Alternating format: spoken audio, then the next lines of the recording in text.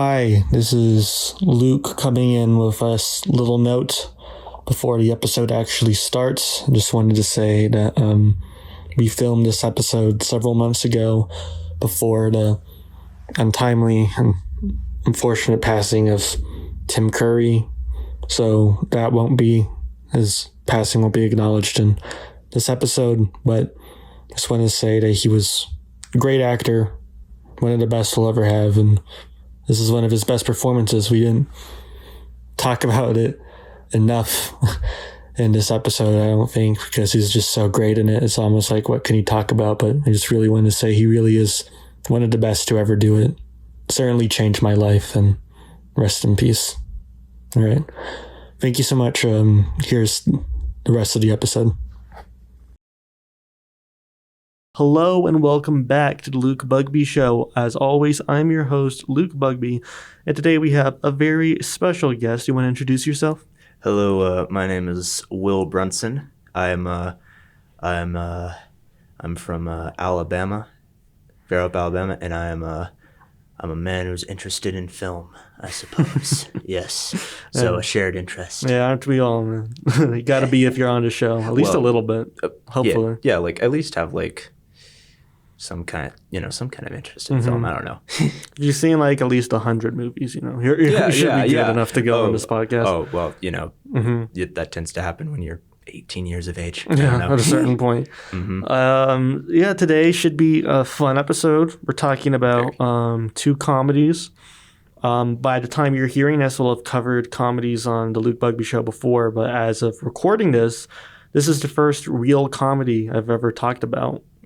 Like just a straight out comedy. We've talked about movies of funny elements, but these are really, for me, two kind of straightforward comedies. So we can get into the guest pick, which is Clue from the year 1985. This is a film from director Jonathan Lynn, also written by him, with a story credit also from John Landis. It stars a fairly interesting ensemble, about like 7 to 8 people, notably Tim Curry, Eileen Brennan, Madeline Kahn, Leslie Ann Warren, Christopher Lloyd, Michael McCain, Martin Mull, and Colleen Camp, but there's a couple of other people in there for smaller appearances. Now tell me, Will, why did you pick Clue? I picked Clue mainly because it's a movie that's kind of stuck out in my mind because it kind of came into my life at like a fairly special part in my life where I was getting serious about acting, and my school was doing a production of Clue. So me and a couple of my friends who were auditioning, we all checked it out. Like my friends had seen it previously, but the first time I saw it was the day before read through. So I was just like doing research. I heard about it, and I was the funny thing is, first time watching it, I was actually like really sick. Wow. So I was just sitting in like my dad's armchair, just like sweating, but like it was like the end of the movie, and I was just sitting there and I was like, man, this movie's awesome. Yeah, so I don't know, like I just wanted to like talk about it because I don't know, it's a comedy that I have this like unique connection with like in my life, because I don't know, like totally.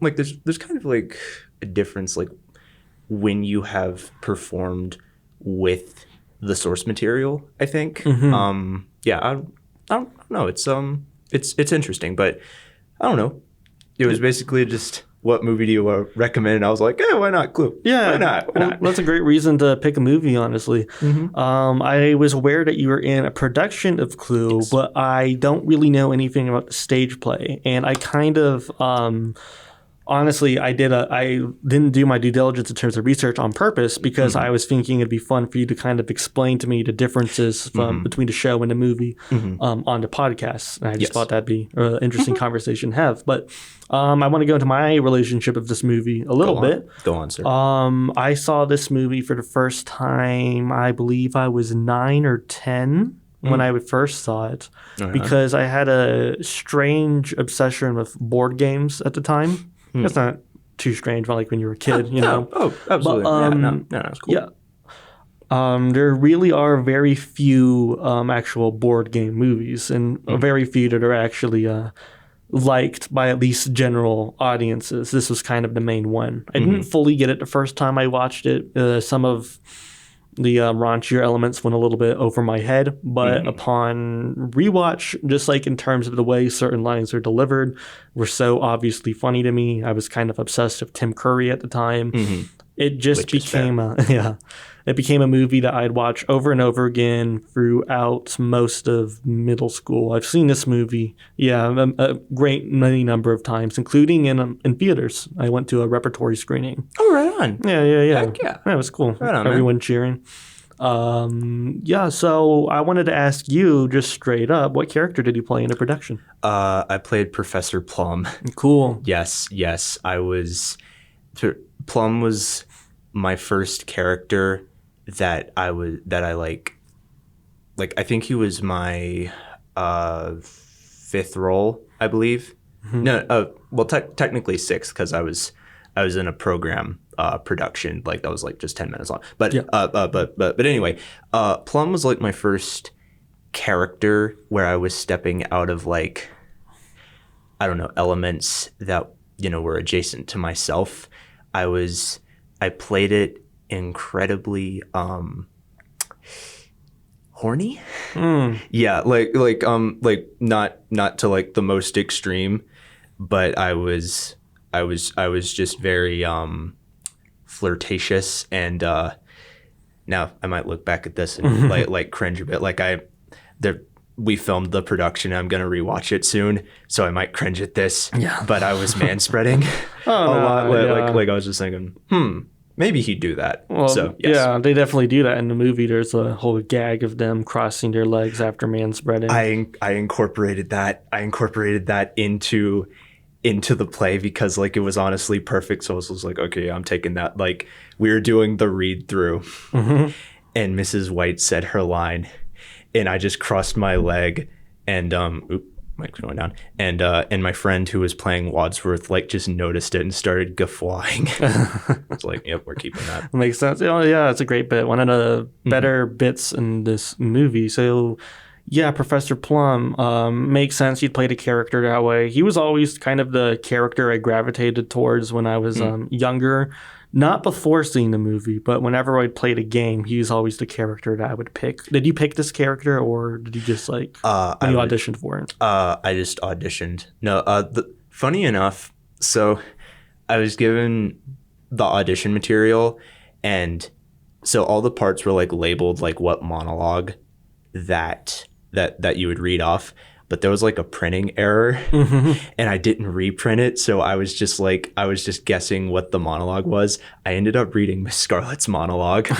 Yeah, but I was doing my audition, and I was almost coughing through the lines because that was still when I was sick. But I was in condition to go out and audition. So I was reading a Wadsworth line too. And I was like, yes. Well, I mean, clearly it was good enough for you to get the part of Professor Plum. He's one of the highlights of the movie. I'm guessing of the play too. I think so. Yeah, he's just very it's whenever Mr. Body dies, and I'm checking the body, and I'm just holding his arm up and dropping it, and that's how I'm seeing if he's dead. I'm just yep, he's dead. Is that your favorite line that you had to deliver, or do you have a favorite one? Either from the movie or one that you had to deliver. I'm not a forensics expert's fun. There's also in psychological medicine, I have an exchange with Mrs. White that sticks out for other personal reasons that I won't get into, but it's mic's going down again. But it's just a reoccurring bit that I really like. Oh, and also the so your work is not changed that Wadsworth delivers. Yes, but now I work for the government. Oh yeah. That came back in my mind recently. That's a great line. Great moment. Rewatching the movie, because you're closer to the characters, Professor Plum, your favorite character in the movie, or do you have a different favorite? So Wadsworth, is just like, I don't know, kind of peak. Yeah. Like I don't like Tim Curry like plays it so good. Now I'm biased to this, but my friend Rachel, who was Wadsworth, I think she did some of the bits better. But Really? but like that's like, it's like high praise, because like Curry was like peak Wadsworth. So it's like, but yeah, Plumber, Wadsworth, and Colonel Mustard and Miss Scarlet. Yeah, I could see that. My favorite personally has always been, I guess not always, I used to have Professor Plum as my one, but on this most recent rewatch, Mrs. White really stuck out to me, mainly because of my personal affection towards Madeline Kahn. I think she's love Madeline yeah, Kahn. I think she's a comedy genius, one of my favorite screen performers in any comedy, really. Her in Blazing Saddles is so funny. Like I'm trying to like recommend a bunch of my friends like Mel Brooks movies. Yeah, he's turning 100 this month. I'm actually like having a party on his birthday. That's sweet. And I'm incorporating that into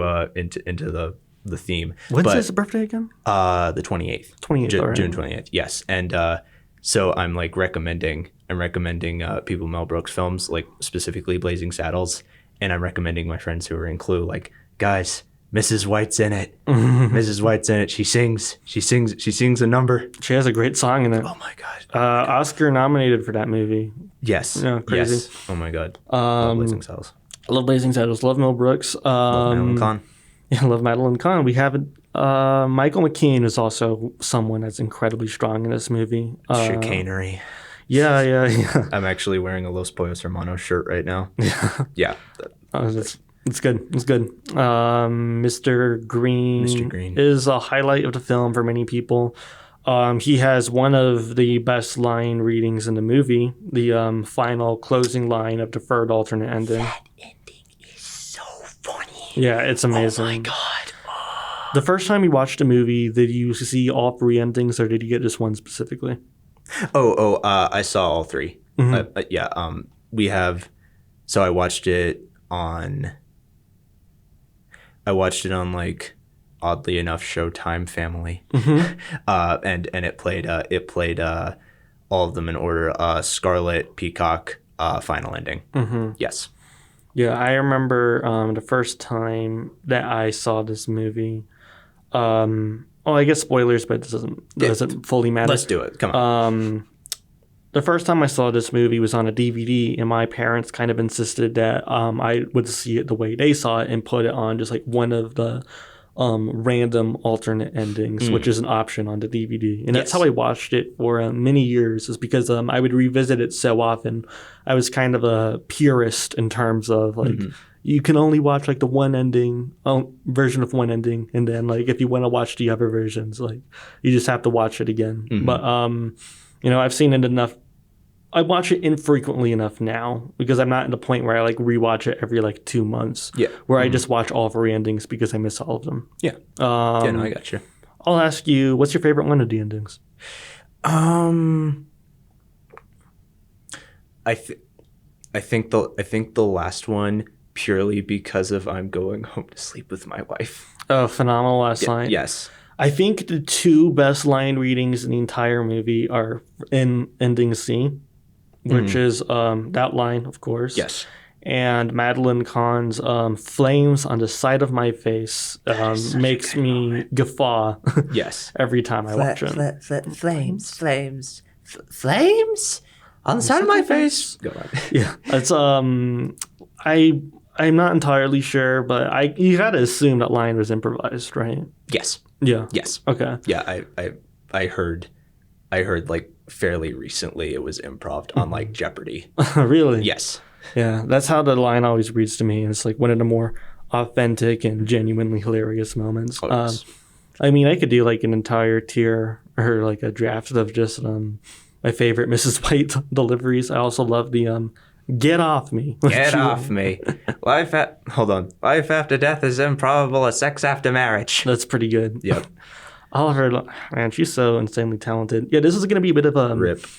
Oh, yeah. Unfortunate. Yeah. this is going to be a bit of a more unconventional episode, I think, because we're really not going over the plot of the movie because it's kind of hard to, really, for either movie. Yes. More breaking down the characters, especially in Clue. Yes. Let's talk about Eileen Brennan as Mrs. Peacock. Haven't really talked about her at all.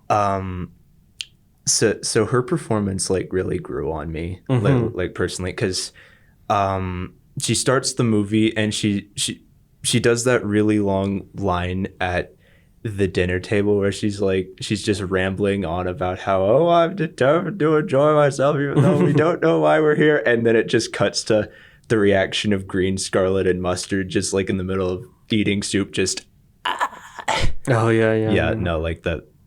But then whenever the killing starts, she's just like hysterically screaming all the time, and I don't know, there's something to her.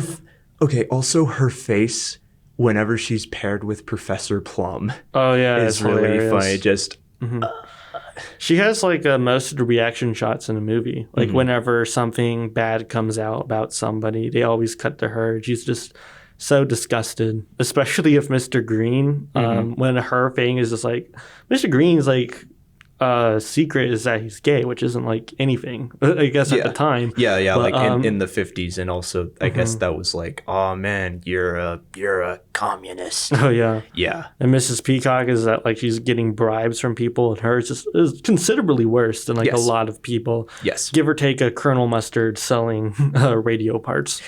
Yes. So I performed in the high school edition of Clue, and there were changes to a couple of like the blackmail things. So Green was his secret was he was gay. But like he was like the last to be revealed in the revelation scene, and he said, "You don't have to unmask me, Wadsworth. I'll do it myself, Mr. Green, who is a homosexual." And then like Wadsworth comes in and says, "But that's not all. You didn't vote for Eisenhower in like the last election," because he has an absolute banger line in the show that my friend Trevor was perfect for it, but he was just going, "I'm not a communist. I'm a Republican." And I'm just sitting there like, bro, let's go. That's a good line. That's a really good line. So I'm sorry, that just took me by back. There's a high school version and there's a different version. Yes. So, okay, now I have not done my research into the non-high school edition. That's unfortunately, fine. You can just tell me your perspective based on like the movie. Wait, as in just like changes. Yeah. So let me think. So there's like really good adaptations of like some of like the visual bits in the movie from the show. Like whenever everyone's looking for when they're all going around the house in pairs, it's just like a series of bits, and it's like that they do the Mrs. White and Wadsworth like you go into your room first, and then they all jump out at each other, and there's a bit where Plum's like reading Sigmund Freud, and there's like an evidence board that's behind him, and he's like, "Man, we aren't gonna find a board full of evidence," and it's unraveling right behind him in like the library. Yeah. And also they kind of switch up who killed the singing telegram girl, like in the final ending. So Professor Plum did it, he just from off stage just shoots her, and Wadsworth killed Mr. Body. I see. Yes. And yeah, like they do the revelation that like Mr. Body was my butler and everything. By the way, Mr. Body was like played by my friend Colton, who is like incredibly short, he's a little guy. Yeah. So I just always think of a family member of mine telling me her reaction to Mr. Body walking out, and he's just this little short guy, and I'm like, oh, peak, let's go. That's funny. They do the communism was just a red herring line. They do. Yes. Wait. I think. Hold up. Yeah. There's kind of less of an emphasis on the like Colonel Mustard selling the radio parts and like the fusion bomb and Mrs. White's husband, like they still have the illusionist line, but they don't have he was a nuclear physicist. So like there's less of an emphasis on that whole plot line, at least in the high school edition. What did they do with the photographs of Colonel Mustard? Did they include all of that stuff? Yeah, that was still there. Okay. Yeah. My best friend was Colonel Mustard, and he was just like this really tall guy in the military coat, and he was just like, "You're saying they're photographs," and there was the double negative line. And, yeah, of course. Yeah. And they were. I remember I was trying to look over his shoulder at the photographs because I'm Professor Plum. So that's my thing. Yeah. You said earlier, just a little bit ago. Yes. You were talking about the ending in terms of alternate C. How do you do the multiple endings in a production of the show? So basically, we did the endings where everyone's like accusing each other, like in the Clue fashion of like how you do it. Like it was Professor Plum in the hallway with the revolver and everything. Like that was the first accusation. Like I was the first one to be accused. So pretty much the chief of police busts in. They didn't do the bit where he was like a Jehovah's Witness, unfortunately. Like, but he has a new bit where he has like a name every time he busts through. Like his name was Max E. Mum, and like guilty verdict and everything. And just incidentally, my friend Colton also played the chief of police, so he was just busting in. Yeah, and pretty much suspects arrested, and they do the rewind. But in the final ending, where it's the Mr. Body reveal, it's kind of put into the canon that everything we saw, like that's indeed true. Like the character did a murder. You know, like in the final ending, it's established. You know, Professor Plum killed the singing telegram girl and everything. Do they keep the final line on the high school production? So it's written into the script like that, but unfortunately we did edit it. It was instead, oh my God, I'm actually like a little sad about this. Like now that I'm thinking about, but it was, I'm going home to have tea with my wife. Oh, but my friend Trevor like clicked his heels in the air and ran off, which kind of made up for it, but it's still like, oh, dang. Yeah. I knew I was in for heartbreak as soon as I asked that question, but yeah. It was written in the script though. Okay. Yeah. Okay. I mean, yeah, I just wanted to, we've mentioned that line a couple times as really one of the all-time greats in terms of comedy movie endings. Michael McKean, Mr. Green.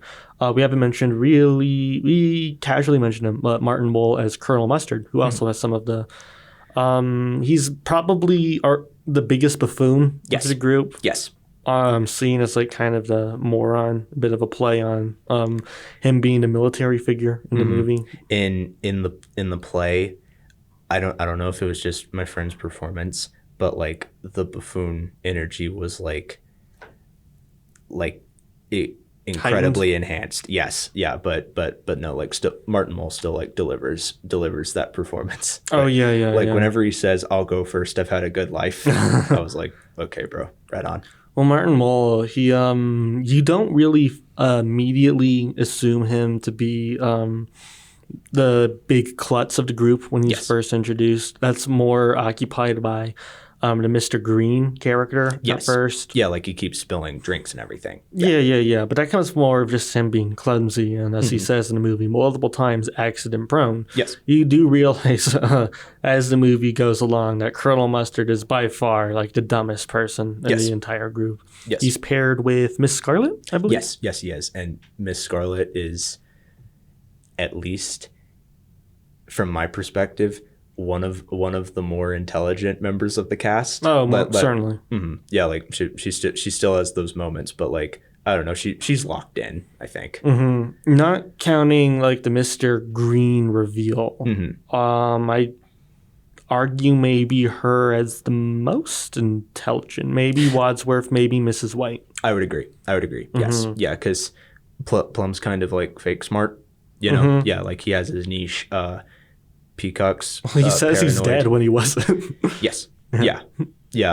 And White's just, I guess, okay, she's not even trying to hide the fact that she killed all of her husbands. No, not really. Yeah. So just like, yeah, like Scarlet is like incredibly like locked in, and she's even just like being honest with the fact that she's a madam of a brothel. Yeah. So she's just like, okay, I'm just revealing that I'm confident. We're going with it. That was always, at least going back to it, I liked alternate ending C the most in terms of appreciating, having like two great jokes, and I think it's like a fun reveal that they all did it except for Mr. Green.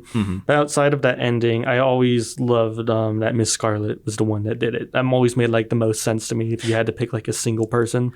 The Mrs. Peacock ending for me doesn't work entirely well. I would agree. Yeah, like it's the weakest of the three, in my opinion. I saw Siskel and Ebert, their review of it, where they both agreed that C was actually the worst ending, which is a little shocking to me. But they also agreed that Miss Scarlet was the best one. Like the Miss Scarlet ending has the banger line that I just sometimes just pull out randomly. You're a communist. No, and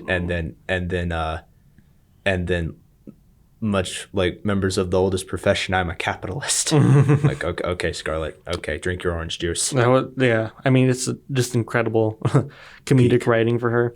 There was supposed to be a fourth ending, I believe. Oh, really? Yeah, it was that Wadsworth was the one who had done all of it and kills everyone.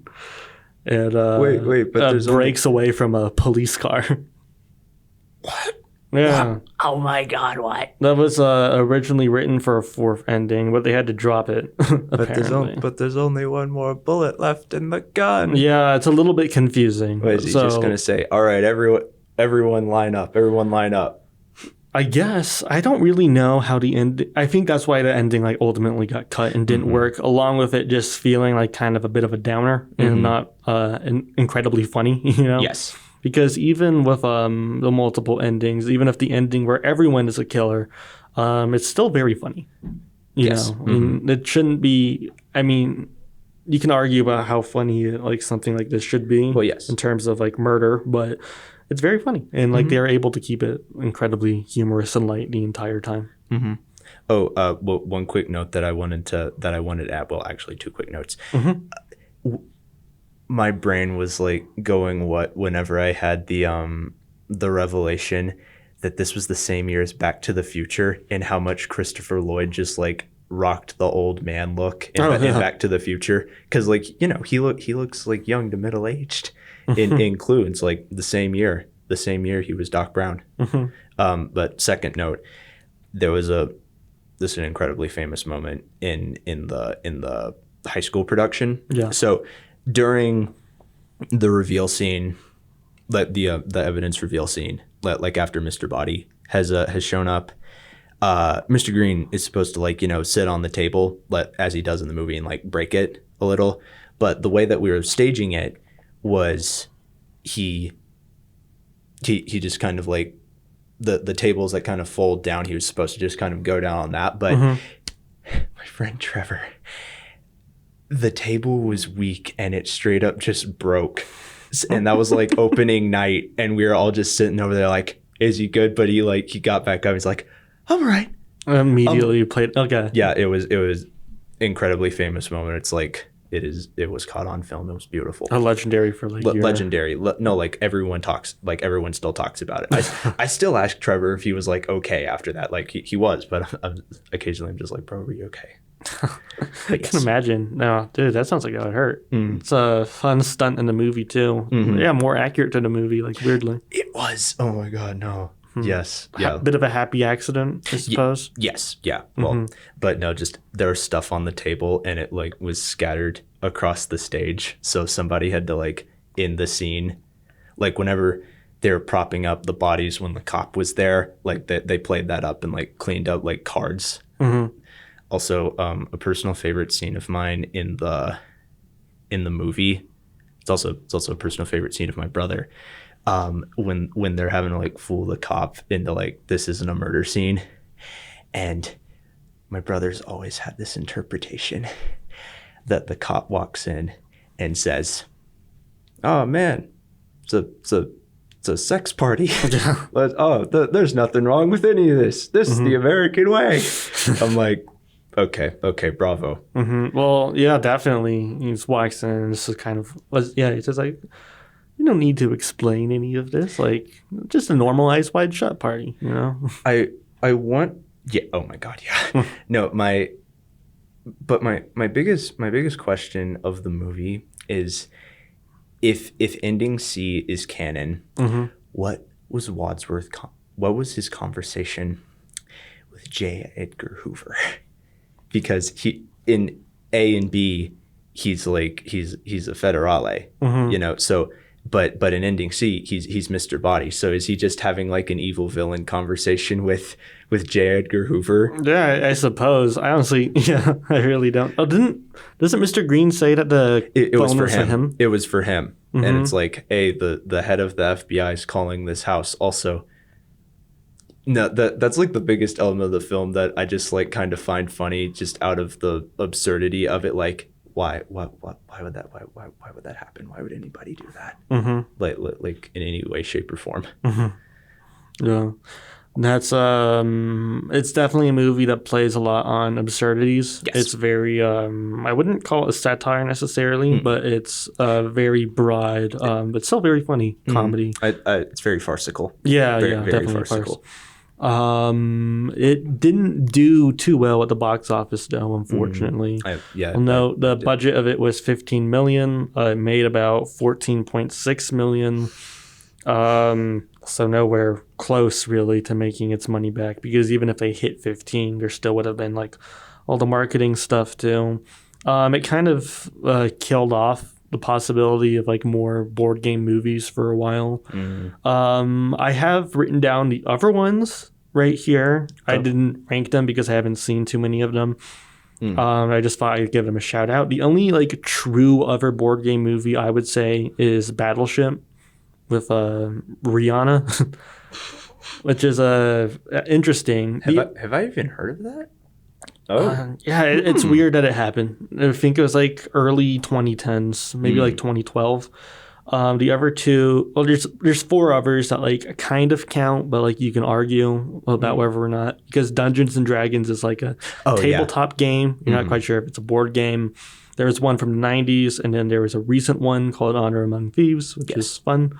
And there's also the other one I don't know if you can count is the Ouija movies, because I don't know how much those count as board games, but kind of, but not really. Kind of not really. Yeah, I've not seen those movies, but like I saw like a couple like short clips, and it looked more just like a random horror movie to me. Yeah. From what I've always heard about the reception of those movies, I'm going off of like not having seen them. I heard the first one is like really bad and generic, but the second one was surprisingly pretty good.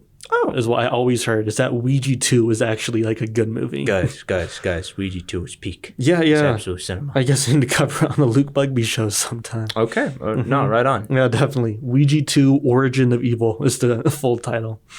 Okay. Hard to believe that it's a good movie, but apparently it is. Apparently, okay. Well, I guess somebody thought so. Right on. Okay. We'll get to Ouija 2. Yeah, this was a movie that was kind of in production for not the longest time in terms of movies we've covered on the show so far, but for a good while.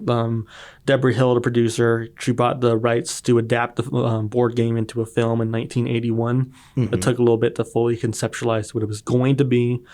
They hired, right here it says P.D. James to write the script, who is more of an author of literature. Her works being later adapted into the movie Children of Men by Alfonso Cuarón.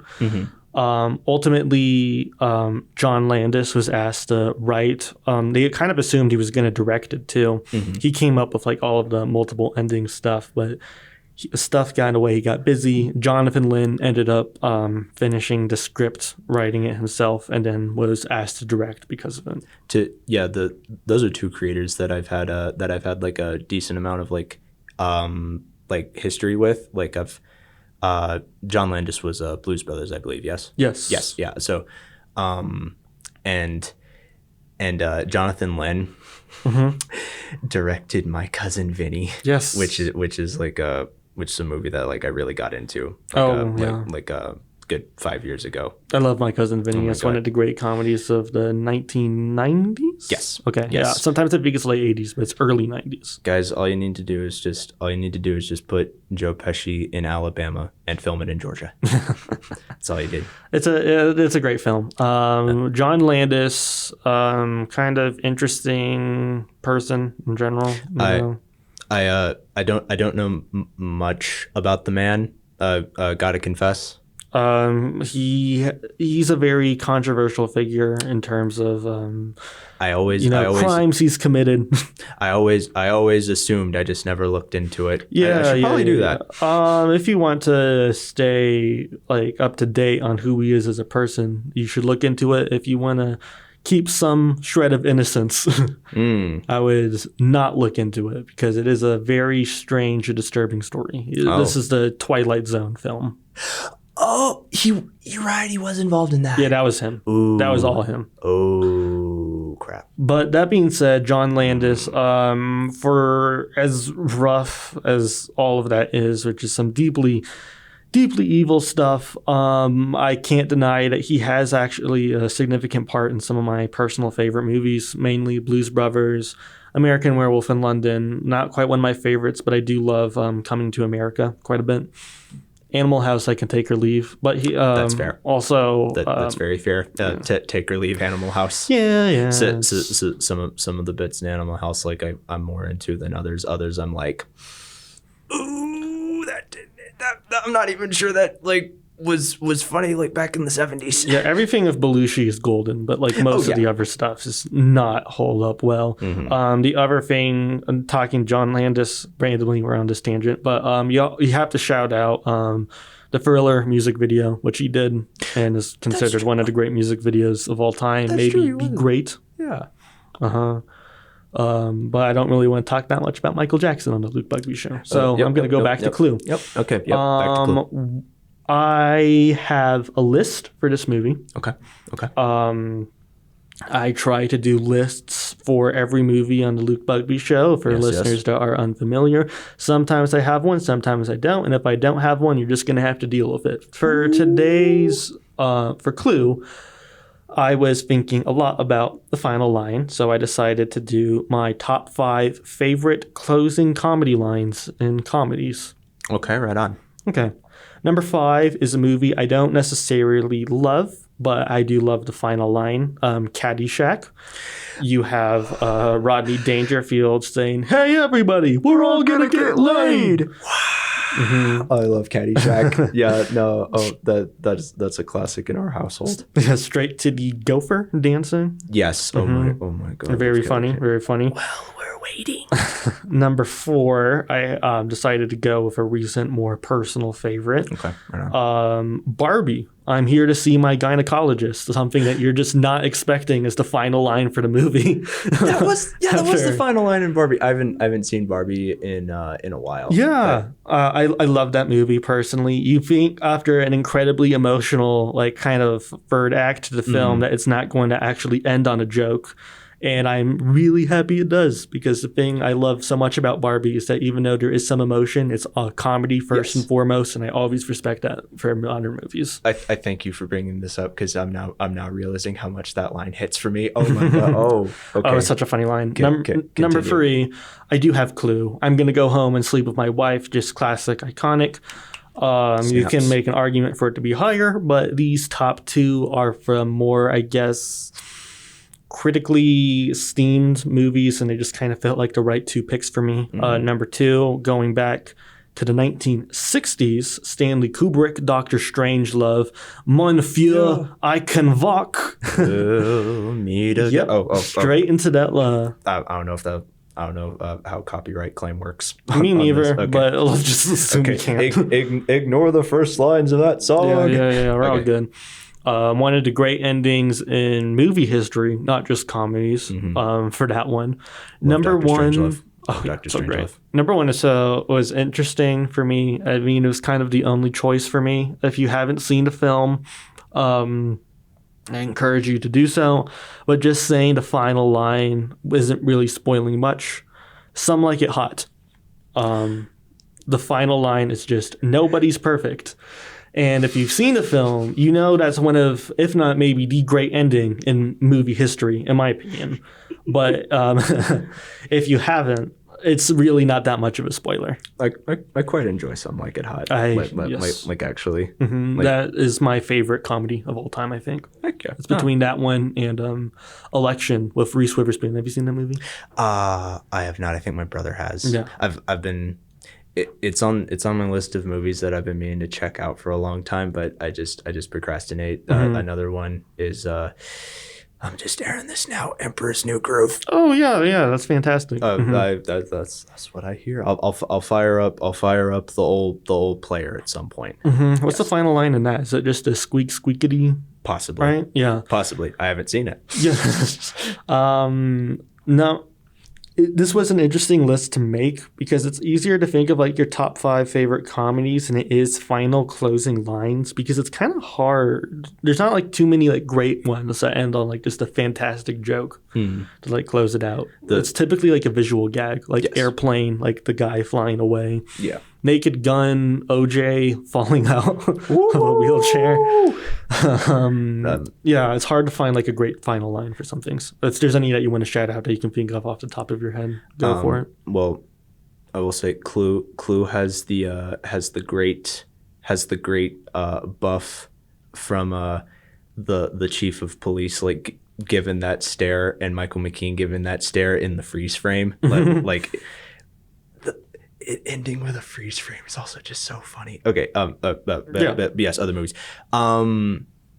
This is one that like I'm not necessarily like guffawing at, but I don't know, it sticks out in my mind sometimes.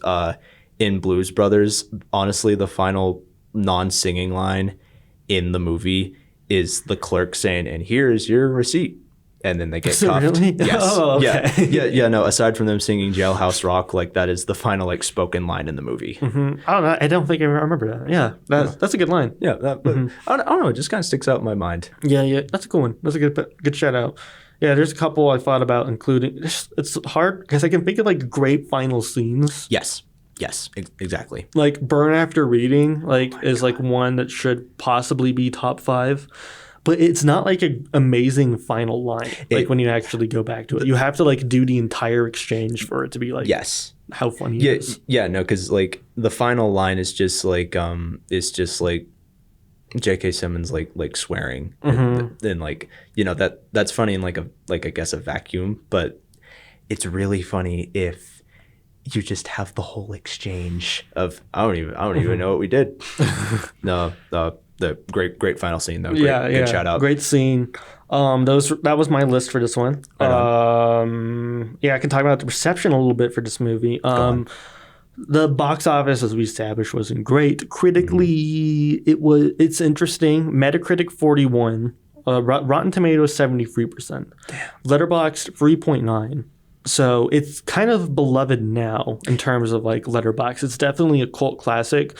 Critically wasn't received the highest these days. The Rotten Tomato score perplexes me a little bit in terms of how much higher it is than a Metacritic. I'm guessing it's just like people going back and doing like retro reviews and giving it positive scores. There's actually quite a few movies from the 1980s that I've seen everyone nowadays like looks back more fondly at than they did like back in the 80s. Like sometimes I'm talking with my mom and she's like talking about like, okay, I had an example but I forgot. But anyway, she was saying like, that movie, it wasn't great, but I'm looking at like other people talking about it, and like then I watch it, I'm like, that kind of slapped, honestly. Like The Thing.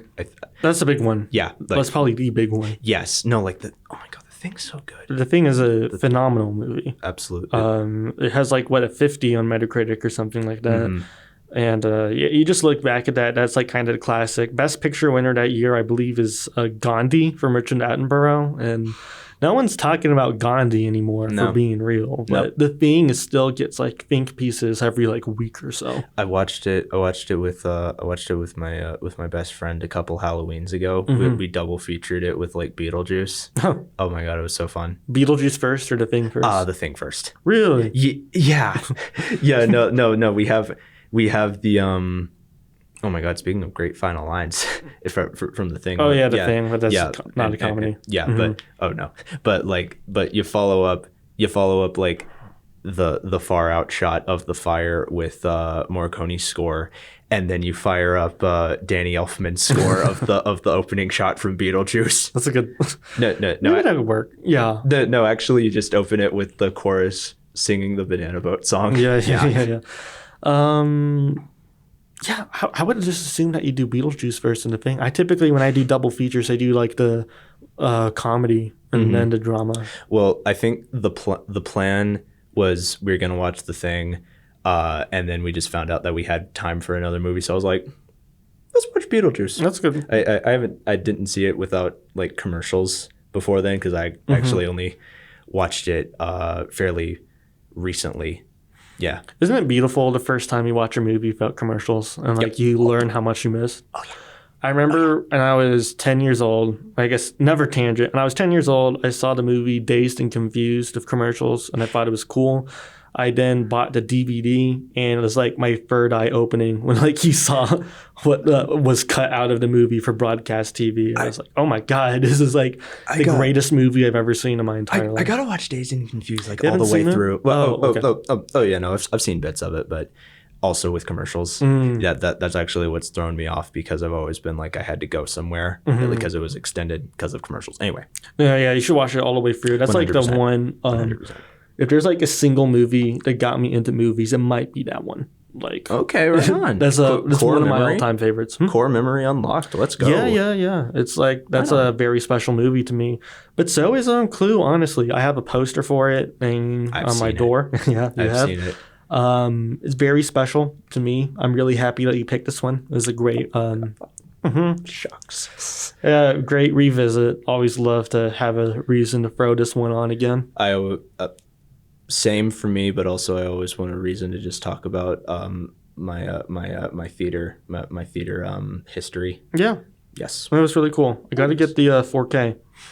Oh yeah. I probably got looks good too. I'll shout that out really quickly before moving on. Victor J. Kemper, cinematographer, also shot Dog Day Afternoon and Mikey and Nikki randomly. Yeah. Oh my god. So they got like a real DP on this bad boy. So it looks good. I was randomly thinking about Dog Day Afternoon like when I woke up today. I don't know why. I think I was just thinking about the concept of a bank robbery movie. Shout out. Shout out to Dog Day Afternoon. Yeah. We love. I don't think we've covered the Pacino. Daddy Khaki Pants. Wait, I might have at this point by the time you're listening. I don't know. I need to revisit the schedule at some point. Have I covered Pacino by the time you're hearing this? Let me think. No, I have not. Oh my god. I might be covering a Pacino soon. Who knows? Oh god. You'll see. Do you have any final thoughts on Clue before we move on? Let me think. Some of the things that you notice in like the set and background are like really funny. Like there's just like there's detail to be appreciated. Like I realized on like the third watch through that there's just a painting that says Nouveau Riche. And it's like why would that be there unless this was just like a spoof. And then there's Tim Curry just looking so pissed whenever they're drawing locks to go. Like, I don't know what that sticks out in my memory. He's just sitting there like as he's cutting the matches. And also I guess just rapid fire thoughts. It's really funny whenever the maid is being strangled. Like right before that. Oh god, someone's gonna clip that.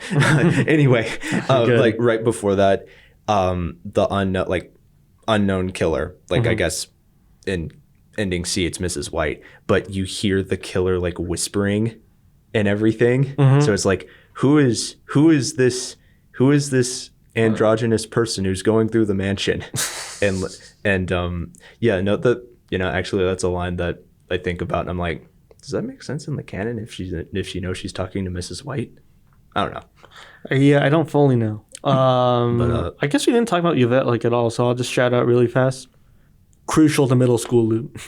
I'll just say that and move on. Oh my god. Okay. Yeah, that was a big deal to me. Okay. My closing line. I'm going home to sleep with my wife. Not married, by the way. I'm going to Gosford Park to sleep with Sir William's wife. Yeah, she'd probably let you. Yeah, she'd probably let you, bro. We'll see. Okay. Oh my god. Okay. Time for Gosford Park. I have a cheat sheet. Yeah, I have a cheat makes sense. sheet. I'm gonna be so for real right now, audience. If you haven't seen Gosford Park, get ready. Stars: Eileen Atkins, Bob Balaban, Alan Bates, Charles Dance, Stephen Fry, Michael Gambon, Richard E. Grant, Derek Jacobi, Kelly McDonald, Helen Mirren, Jeremy Nolfin, Clive Owen, Ryan Philippe, Maggie Smith, Kristen Scott Thomas, and Emily Watson. It's directed by Robert Altman, written by Julian Fellows, based on an idea by both Robert Altman and Bob Balaban. It's an incredibly dense work, and the story doesn't matter at all. Will, what do you think of Gosford Park? Oh my god. Thank you. I appreciate it. Oh my god. That was hard. Oh my god. High praise. Oh my god. Peak. Okay. So thoughts on Gosford Park? Yes. I enjoyed it. I enjoyed it quite a bit. I'm gonna be honest. I've rewatched it purely for like research reasons. Yeah.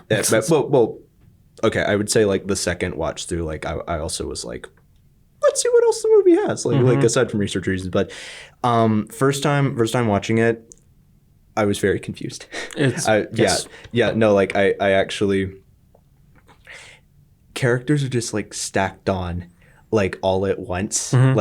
You feel like a detective whenever like a murder's happened and like they're doing the introduction to everyone. And they all high-key look the same. Like they really do. No, I actually could not place, I'm not even sure I like placed her in the most recent watch, Lavinia. I'm not even sure like I placed who she was until the I'll be honest, I have a cheat sheet with me right now too. Oh, you do? Okay, Yeah. twin. Okay.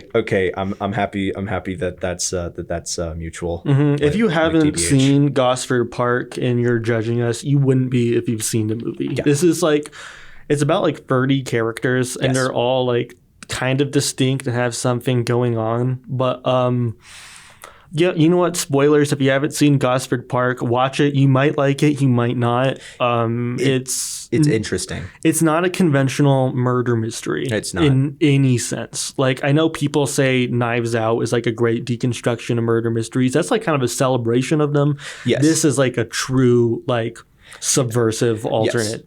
Yes. Like I would say like Knives Out is like, I suppose like, you know, celebrating the murder mystery genre while also, you know, like subverting it in its like own way. But Gosford Park is definitely a deconstruction of like, okay, this element about like the servants and like the detective, and the inspector's so stupid. Yeah. I love him. Yeah, the inspector is definitely he stands out, I'd say, amongst like the rest of the movie. I'm not sure in a good way or in a bad way. You can argue about it. It's definitely a different type of comedy than you're used to in the rest of the movie. But it is something that at a certain point is kind of welcome with how dry the satire is for most of it. It's incredibly. Yes, I would agree. Yeah, I said early on that this is two comedies we're covering back to back, but it might take a little bit for certain audience members to even recognize Gosford Park as a comedy. It did for me as well. Like first watch through, like I was like pretty like straight man to it. Like I was okay. We're doing the period drama. We're doing the period drama. That, however, in the opening, Maggie Smith stops the car to say, "I can't get the top off." I'm sorry. No, you're good. I'm sorry, the late Maggie Smith. That was a bad impression of you. I'm sorry. Rest in peace, girl. Yes, yeah, of course. But yeah, no, she just straight up stops the car for that. I only found out recently. Now, I probably should have recognized this from the credits. I just never double-taked at it. Ivor Novello was a real person. Yeah, no, like it just never registered with me. Yeah. Not only the Lodger was like a real movie. Yes. Yes. People think it's the Alfred Hitchcock version, but that's not the one that they're referring to. Just kind of it's like a little funny joke to include in this movie. It's very funny. I was looking it up right now. It was nominated for comedy or musical at the Golden Globes in terms of Best Picture. Yeah. Right on. I'll shout that out really quick. Just its Oscar success, I think. To let people know, like, we're dealing with some really highbrow stuff here. It won the Oscar for original screenplay. Oh, really? It was nominated for picture, director, two supporting actresses, Helen Mirren and Dame Maggie Smith. Production design, of course, costume design, of course. Not necessarily my favorite movie of that year, I would probably think, but it's still deeply upsetting to me that Robert Altman did not win Best Director for this movie. He never won a competitive Oscar in his career. Dang, really? Yeah. Dang. The winner that year was, it's one of the most iconic Oscar clips of all time for me personally, is Ron Howard won Best Director for A Beautiful Mind, which is a fine film, but it's not exactly highbrow. I've not seen A Beautiful Mind in a long time. That what you're saying is like kind of resonating with me. What? It's fairly mediocre, in my opinion. And the two other, four other nominees that year, notably Robert Altman, of course, for Gosford Park. Peter Jackson for The Lord of the Rings, The Fellowship of the Ring, Ridley Scott for Black Hawk Down, and David Lynch for Mulholland Drive. And one of the great Oscar clips for me of all time is when Ron Howard wins and you just see David Lynch consoling Robert Altman and like kind of giving him a hug. It's heartbreaking, but it's kind of beautiful of two of my personal favorite directors and genuine heroes having like a real moment of they don't really understand what we're doing, but we'll be here for each other and I support you and have your back. And I just think that's kind of it's interesting. This is my first time finding. Oh my god! Yeah. I gotta look. Yeah, that up. Oh my god! You should look up that clip. It's very interesting. 100%. Oh my god! Mulholland Drive would be my favorite movie of that year. But in terms of like who, I feel like Robert Altman had a chance to win. I really feel like he should have won. He's just one of the most influential, talented people to ever be a part of Hollywood in general. Paul Thomas Anderson, there's no way we would have him without Robert Altman. There's so many filmmakers that are just unbelievable. And whenever, PTA. My goat PTA. Whenever I'm visiting Gosford Park specifically, even though it's not necessarily an emotional movie, I do get emotions from it in terms of really feeling like there isn't really anyone to his level that will probably ever again master the ensemble in quite the way Robert does, where there's like 9 different storylines going on at the same time. And even if it's confusing, you understand what's happening in the moment and like you feel it in the moment. And that's just something that you can't really see from anyone else. Even in Magnolia or Boogie Nights, that is kind of like time jumping and like you have specific characters that you're focusing on in a moment. This is like all happening at once, but you can still understand it. Yeah, like parts of the movie are literally just like in one day. Yes. It's unbelievable what Robert Altman is able to accomplish in this movie, in Nashville, and Shortcuts. He's one of the greatest to ever do it. And if you want a good starting point into what makes him so special, this isn't a terrible place to start, honestly, for him. I'm going to be so honest. Now, unless I'm forgetting something, unless I'm forgetting one of his films that I observed many years ago. This is my first Robert Altman film. Yeah, I'm so for real right now. No, that's cool. Yeah. I mean, it's a good place to start. Like, you kind of get I'm hoping you understand what's special about him immediately. Yeah. No, like, no, like I did have to think about this for a while, but I would agree about the take about the ensemble and how like, I think my second watch of this like hit me the most. Yeah. Well, so that was the first one, and I was like, okay, all right, okay, neat movie. I want to rewatch it. Second watch, I was actually like, I don't know, registering like all of the plots that were going on, and it was kind of like finally clicking with me.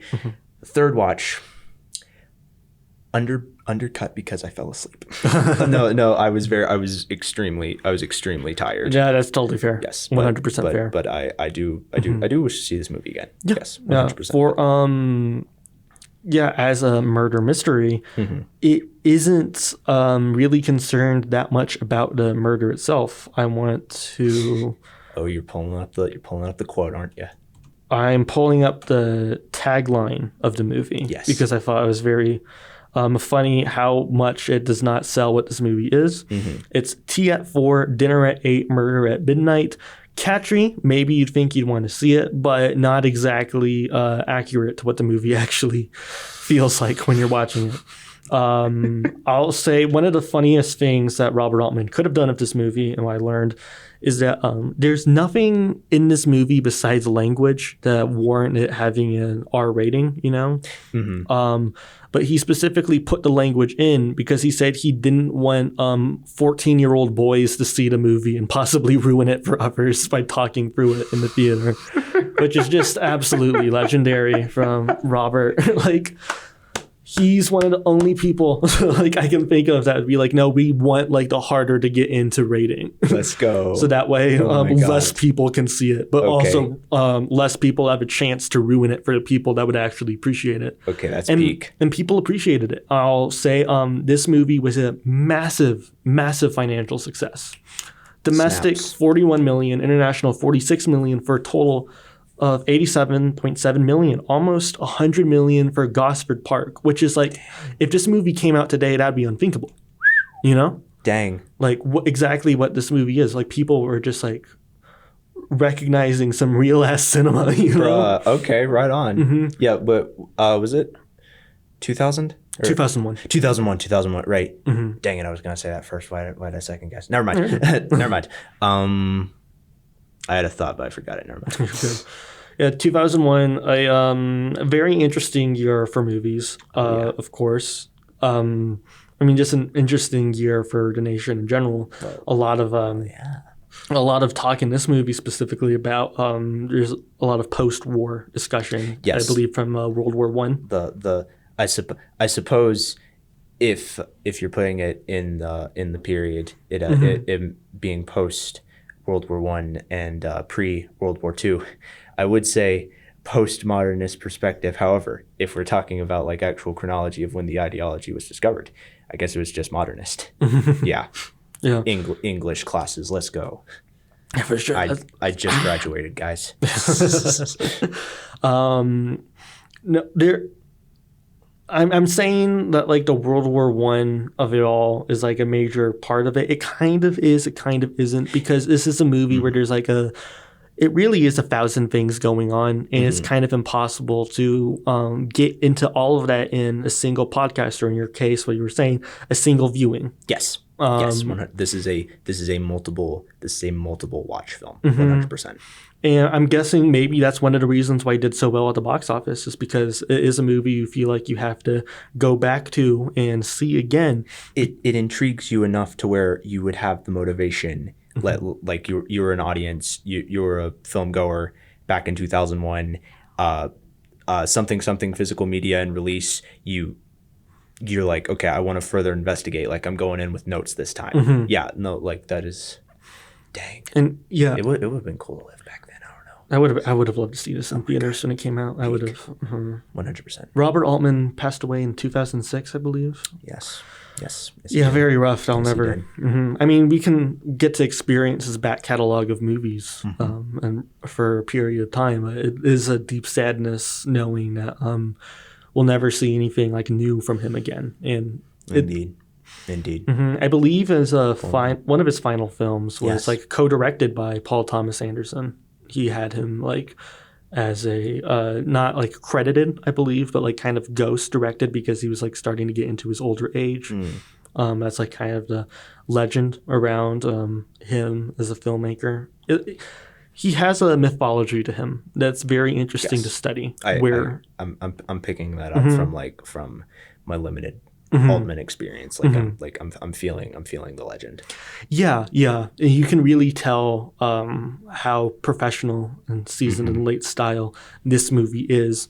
But going back through his back catalog, not all of them are great necessarily, but I'd highly encourage anyone to do so because it's so rewarding. And not just the movies, but the TV stuff. And if you can have any way to watch, like, I don't know, like at least get an understanding of his work in theater, which he did for most of the 1980s was him directing plays before finally going back to film for, shortcuts, the player, creating some other masterpieces. Oh man, I know a little something about ensemble and theater.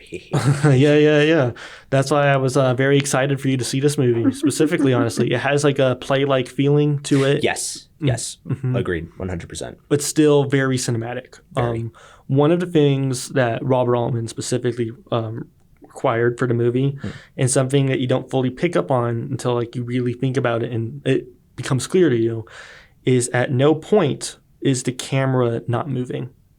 Even if it's just a little bit, it was required that every shot is moving at least just a little bit. Yeah, there was. Yeah, there was no static shot. There's no static shots in the film. It's very fascinating to think about. The other one I like, it's so great about the making of this movie, is that he was shooting it with multiple cameras at the same time.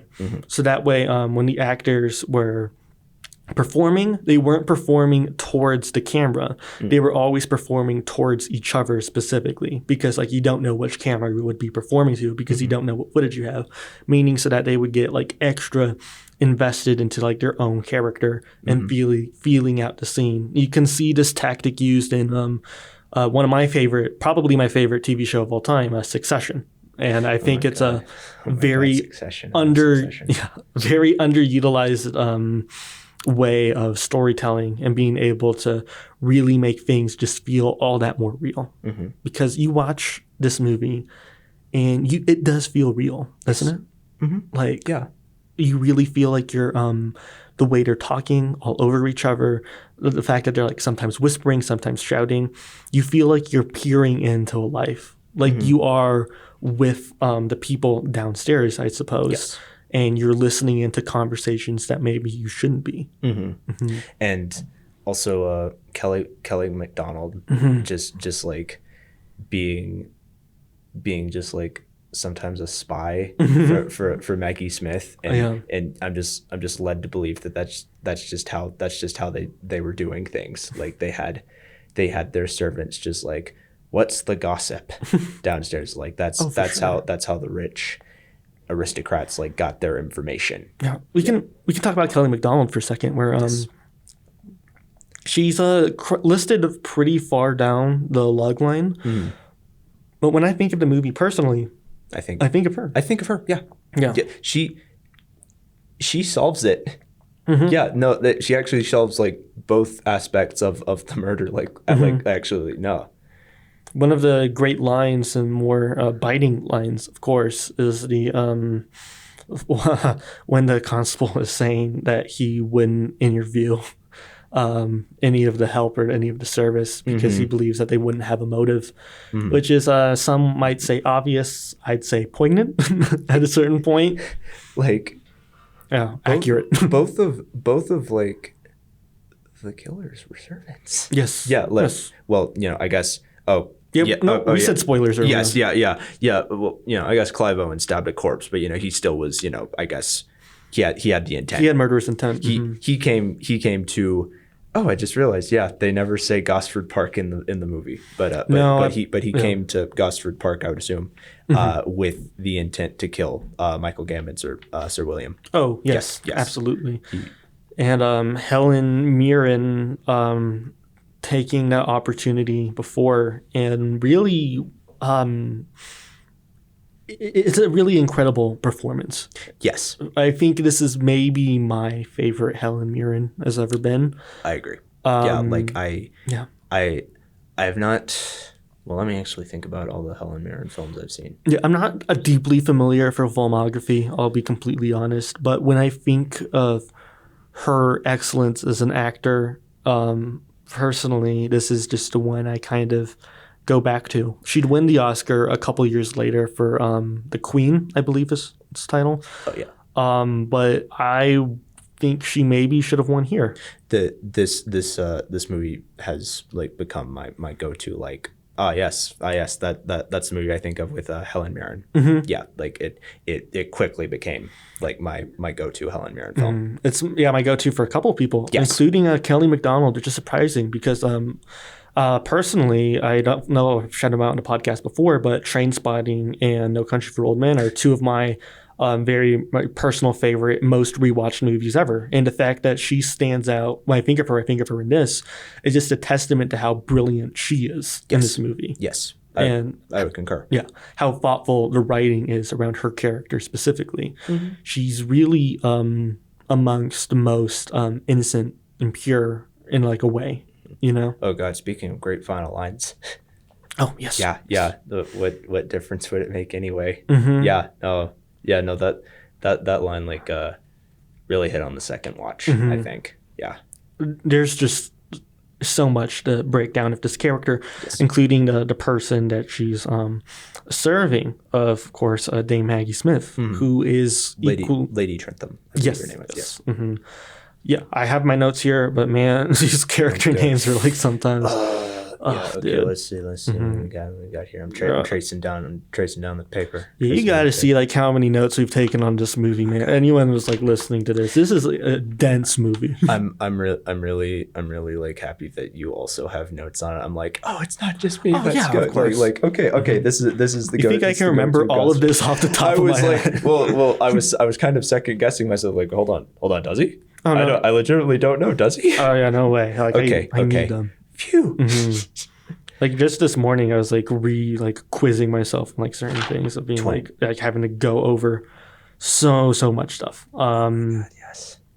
But that is ultimately the big prank of the movie for me. Is there is so much going on, so many characters to keep track of, but at the end of the day, the crime is relatively simple and only really involves one person, like one of the storylines out of like the 30 that are like presented. Yeah, like at the center is Clive Owen. Mm-hmm. Yeah, like and his lore, his lines are, even on the first watch through, like seem to me like the most relevant like to the situation, because he's talking about like his life in like the orphanage. Like he has this very like unique like past to him. So I was thinking like, okay, this is going to be relevant. And then they were talking about how Sir William, you know, has the whole system with the women he was with, and it's like, okay, adoption, yeah, like okay, Clive Owen's going to kill him. Yeah, like that was my first thought. And also there's the scene where with the stabbing, and I was just thinking, those are Clive Owen's pants. That's Clive Owen. And there's the knife, the missing knife. Like all of these elements are like foreshadowed, and I never got an answer. Why was there so much poison in the house? Yeah. Oh my God! Like you guys don't have that much poison in your house. Labeled poison. Labeled poison. It's like what the constable says. It's like in every room. Yeah. That was just something that I double taked. I mean, like after a second, like, hold on, wait a minute. It really is like it makes it more obvious of like really anyone could have done it, and anyone was like really planning to do it.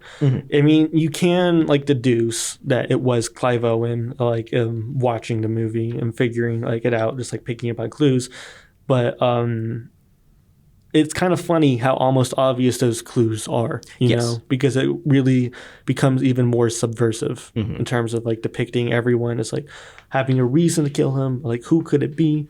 But it really comes down to the fact that it just doesn't matter and the characters don't care about it. It's kind of funny, like how his past in the orphanage is initially revealed. It's like Ryan Phillippe's asking all of the questions. Oh my God, I'll talk more about Ryan Philippe in a second. Oh my God.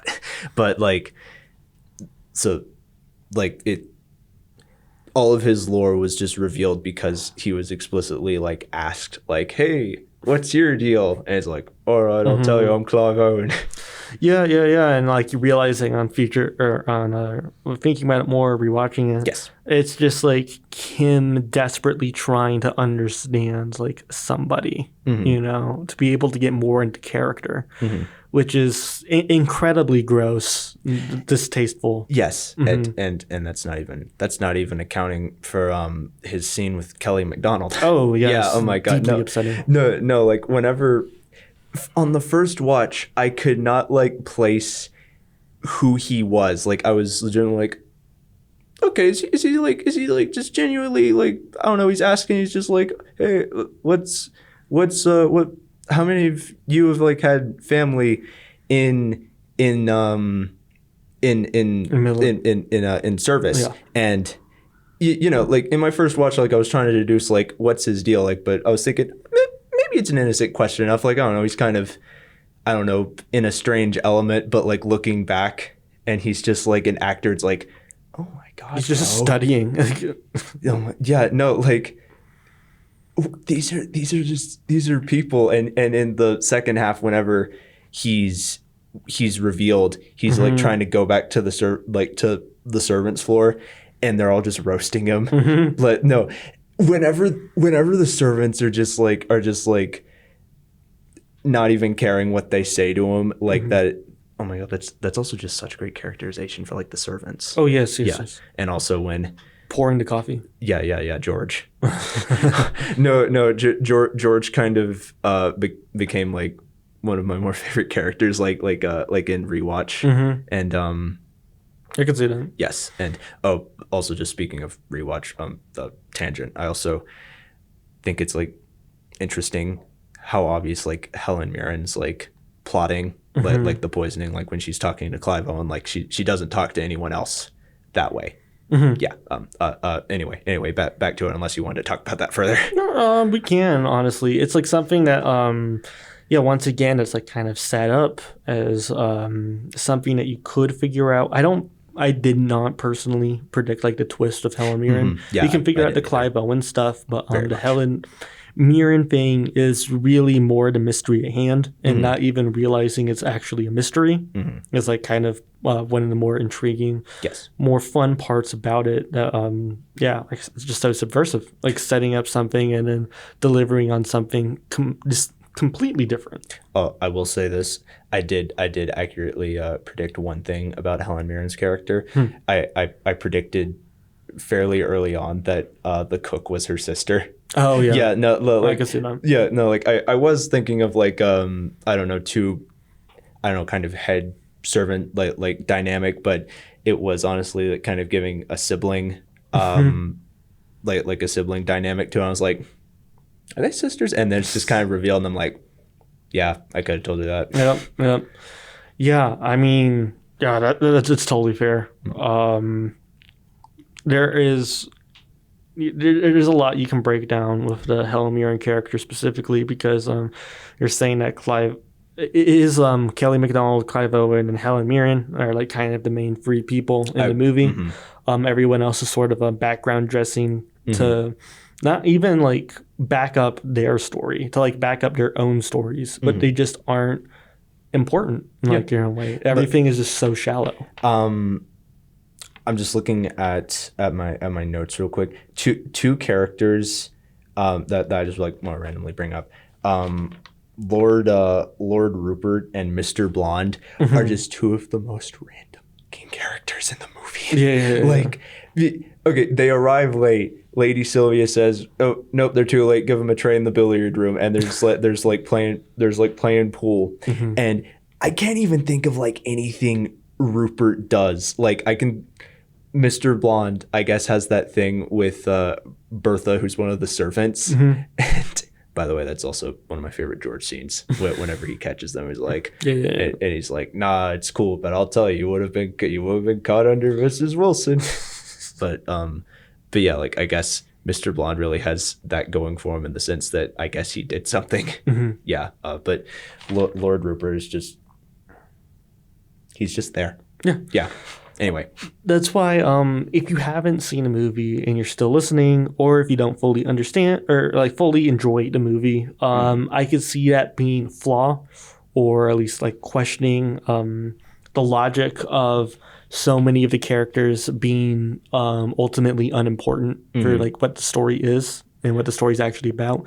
But in calling that unsatisfying, I would just personally beg to differ, because it's a thoughtful script in terms of like technically it is true that they aren't quite as the heart of the movie really belongs to Kelly MacDonald, Clive Owen, Helen Mirren, but every one of the characters is so purposefully thought out and so detailed that even though it's not satisfying in the conventional sense, they still have like their own separate story and something that you can follow along. You can watch Gosford Park an almost infinite amount of times and each time be only locked in on one specific character or one specific story. Yes. And maybe that time the story will stand out to you on that rewatch, which is just something that you can't really say about most movies, because most movies, even ensemble pictures, like I keep going back to the P.T. Andersons, they're great. And like you can have like specific favorites on each rewatch, but they're not intertwined quite like this, and they're not happening as simultaneously as this is. It's like a tapestry. Yes. Yeah, it's the ensemble tapestry. A perfect way to describe that movie. This movie, it's absolutely a tapestry. And like, everything is just connected in a way they're not connected. It sounds vague and confusing and kind of dumb, but it really isn't when you're actually watching the movie. Probably the character that I was most like off put by in like my first watch was Lord Stockbridge, mainly because he was played by Charles Dance. And I was like, I think about it and I'm like, what all did he do?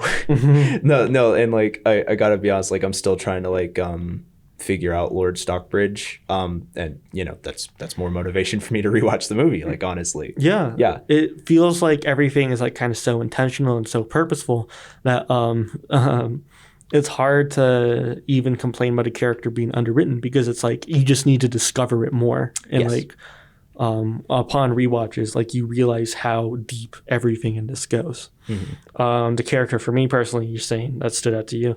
One for me is probably Freddy as like the immediate dislikable. Freddy sucks. Yes. Oh my God. No, like, and he's just mean to his wife, and I'm like, bro, chill. And he either married chill her. or leave, bro. Like. Because the whole intention of marrying her was thinking that she was rich, but then he spent all of the money, so now he's just like in this marriage, and he's just like a complete bastard, abusing her because he spent all of the money and he thought that she was richer. And all you have like of course Service just watching and not being able to really do anything about it except offer up a single tissue, which that was a really powerful scene. Like even in my first watch through, whenever Freddie was probably the character, but Freddie and Mabel were probably the first characters, but part of the ensemble cast that I was like, I don't know, that kind of clicked the first time watching, and heck, there were still aspects to their plot that I was still kind of like getting in rewatches, but like specifically like that scene whenever Freddie was saying we're supposed to be down by now, and she was like, then go ahead, and she's just like crying. I was like, oh my God, bro. Yeah, it's very crucial for the movie, your characters of being something even more recognizable for the audiences. You're pointing out how they stood out on a first watch. The thing about Gosford Park specifically is that it does reward more rewatches, but there isn't nothing to connect to on a first time seeing it. Yeah. There is... unlike like certain movies, there's like, oh, you need to watch it like 2 or 3 times to like actually get it, but you don't feel like watching it 2 or 3 times because the first time is so unbelievably like dense and complex to the point where there's just no enjoyment getting out of it. You rewatch Gosford Park not because of in order to better understand it, but because you genuinely want to. Yes. Yeah. No. Like I gotta be honest. Like on my first watch, I was a little nervous. Like I know I was going to rewatch it, like for research, and also I was into the performances, but I like was worried for a couple minutes there, like am I going to have like motivation besides that? But no, like no, I have motivation. Yeah, it's It's one where you don't realize its full power until after it's over. Yes. Which is something I love about many of my favorite movies, but is really clear for Altman. Like nothing is really wrapped up until the very end. You can put like, it's an unconventional bow, but like there is like a bow put on top of it. Yes. There's still stuff, like life will go on, and you realize that's just like kind of the beauty and brilliance of it. And he pulls the same kind of trick a lot in almost all of his movies, but every single time it gets me. I'll just be completely honest. Would you say the tapestry is made up of the bow? Possibly. Wait, I don't even know what I'm saying. Forget that. Never mind. Never mind. No, you're good. You're good. Oh my god. I try to make an analogy. Backfires. Okay. All right. You're fine. You're fine. Okay. I think I get what you're saying, but that's cool. Yeah, it's just like I keep saying how dense it is, and maybe it doesn't sound out to the viewers when we talk about like how simple many of its basic themes are, but there's just so much going on. Yeah, like I don't know. It can't be overstated. Like now to the listeners, like maybe they're feeling it a bit, but like I don't know, just watch it. Like give it a shot. Yeah, definitely watch it. It's a movie that's almost impossible to spoil because like it's impossible to accurately get the vibe of what it is when you're watching it. Like you can't just describe Gosford Park and like all the characters all building on top of each other. It's about the actual experience of seeing a movie, seeing the characters, and see how they all relate to each other. And that's just the beauty of Altman, like quite simply. The excellent form, camera control, just put together with overlapping dialogue, overlapping stories in a way that no one else can really compete with. He's one of the most influential people for like a reason. And it deeply makes me sad whenever I think about his passing. He has a very long, he lived a long life, and he has a very long career, but it's just like something I don't think we'll ever can fully appreciate how important he was to cinema. And I'm so happy that even within like this first year that I'm able to cover one of his movies of the Luke Bugbee Show. No, right on. And I'm able to talk about it with someone right on, just like how important this guy is to me. And you get to talk with a guy who this is literally my first Altman experience. Yeah. Like I'm sitting I'm getting all of this, like despite the fact that, you know, I don't know that much about him, like I'm kind of feeling it, you know. You can feel the history in the movie. Yeah, 100%. Yeah, like I do wish, now I said it once, but I said it again, you know, I wish to look more into his filmography. I highly encourage you to do so. I highly encourage anyone to do so. If you have seen all of his movies, rewatch some of them because they're all great, and you can always learn more about the world. Start with rewatching Gosford Park. Yeah. Why not? I honestly, I'm incredibly busy this week, but I'm probably gonna watch this movie like again within like the week if I'm being real. Yeah. No, just like. Well, you got 2 hours to spare. Throw on Gosford Park. Throw on Gosford Park. It's a good time that you don't realize how good of a time as it is until it's over. Yeah, like, no, and I'm kind of realizing more things about the movie, like even like while we're talking, like TBH. Yeah. I haven't really ever had like a long conversation about it, and it's really making me realize how much I appreciate this movie. Well, like I'm happy to be the sponge of information. Yeah. Thank you so much. Thank you for having me. Seriously, I only have like a top 3 for this one. Okay. It's like a very lame list also. I couldn't really think of anything. But, you know, we'll try. I'm trying out here. Yeah, I got my top 3 rich people shooting birds in movie scenes. I got Yo, no, I'm gonna be honest. Like, I wanted to talk a bit more about that scene, but go on. No, we can get into it. I'll say right there. That's my number 3 right now. So we can talk about that scene right now. Okay. I found out this morning as I was riding over here to record this with you. That was real, that they were actually just all doing that, and that's why there was the no animals were harmed, because they shot those pheasants. Yes, they did. And I'm just thinking, like, hold on, that was real? It was really that disorganized and just guys firing up in the air? Was Michael Gambon really just going, The bloody gun's jammed. Yeah. Was he actually just shot? Like, No, that just happened. Watch out, Dumbledore. Yeah, there's in the end credit sequence they mentioned like they credit the Jim Henson Company, and so I thought, oh, maybe that's like what the pheasants were. But then I learned that like those are real. So I thought, what did Jim Henson do? Was there a hidden Kermit? Yeah. Wait. While we're on this subject, what did they do? I don't know. You don't. I genuinely don't know, bro. Was Dame Maggie Smith a Muppet this entire time? I just didn't realize it. Oh my god. Yeah. I can't get to the top of it. It's Miss Piggy. Yeah, I really don't know what they did, and honestly, I don't want to know. It's just like more of a fun thing to just like. Oh my god. They are involved somehow, and I just don't know. Where's Kermit? Yeah. Where's Kermit in this movie, bro? There's a secret Mr. Snuffleupagus. What's his name? No. Damn. Bro, no.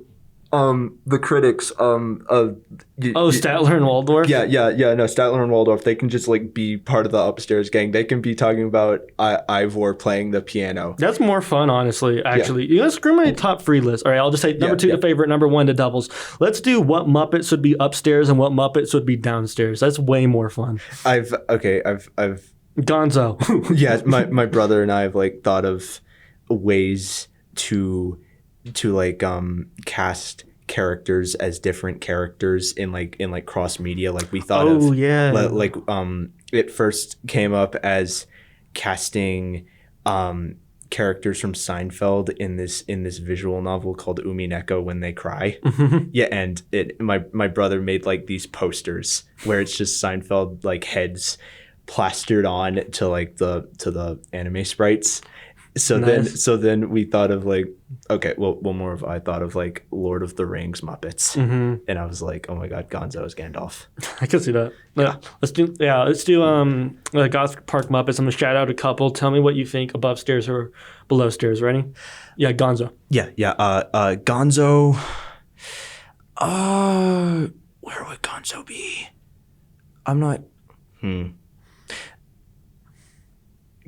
Can I start with Kermit? Yeah, let's start with Kermit. Okay. Kermit, yeah. Downstairs, he's too pure.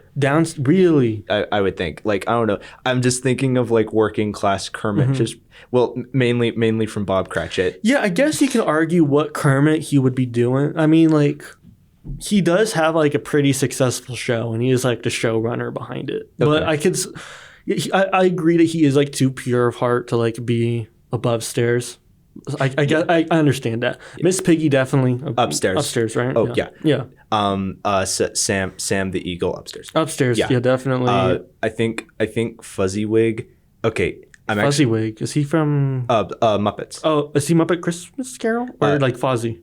Fozzie. Oh my god. Yeah, Fozzie. I've watched Muppet Christmas Carol so much that I low key like mixed them up. Okay, never mind. Fozzie's a secret upstairs. Yes. Yeah, I would think so. You think he's downstairs because he's like he's like the guy playing the piano that Maggie Smith hates. Yes. Do you think Bunsen Honeydew's Mr. Wiseman? I could see that. Okay, yeah, no, it's I think it's the glasses, but I can just imagine him on the phone like, oh, they have real British accents. Mr. Scrooge. Beaker's definitely downstairs. Yeah. Oh my god. He can be Henry Denton. I could see that. He's just rolling up. I could honestly see that. He can be actually talking when he's Scottish. That's the bit. Yeah, but then he's revealed he can just be and he gets the coffee spilled.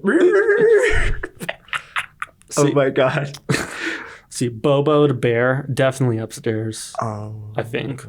Perhaps. I think so. I think he's like a good guy, but I think he'd still be upstairs. I see Rizzo as George. Okay. Yeah, like, I don't know, just like him being a servant, just being cheeky. Rizzo and Gonzo are both below. Yes. Scooter? Because he is like kind of quintessential like assistant that should in theory be below stairs, but something about him just screams upstairs to me. Like, I don't know what it is, but like perhaps I just can't see him. Where do you think You know the guy with the Shakespeare collar. Yeah.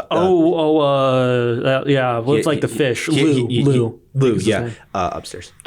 Yeah, definitely. Like he just has he wastes food. He can he's able to afford to like throw fish whenever he wants. Do you think Pip the dog would be a Muppet? Pip the dog?